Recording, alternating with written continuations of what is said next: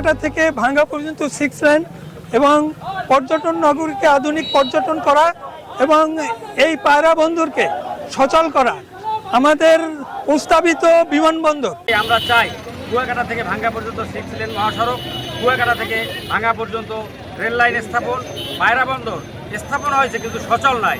আমরা এটা সচল করতে চাই। আমরা মাননীয় প্রধানমন্ত্রীর কাছে চাই অতি দ্রুত যাতে এটা সচল হয়। বরিশাল শেরেবাংলা মেডিকেল কলেজকে বিশ্ববিদ্যালয়ে রূপান্তরিত করা এবং নদী ভাঙ্গনকে টেকসই বেড়িবাঁধ এবং ভোলা সেতু সহ এবং আমাদের এই কলাপাড়া রাঙ্গাবালি মানুষের একটি অর্থনৈতিক জোন হিসেবে এই পায়রা বন্দরকে সচল করা, এটা হলো আমাদের প্রাণের দাবি।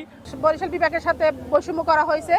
আমরা কলাপাড়া উপজেলাবাসীর দাবি জানাইতেছি যে আমাদের ভাঙ্গা থেকে কুয়াকাটা 6 লেন নির্মাণ করা হোক এবং আমাদের যে পায়রা বন্দর দেওয়া হয়েছিল সে কাজটা অসমাপ্ত আছে, সেটার কার্যক্রম যেন শুরু হয়।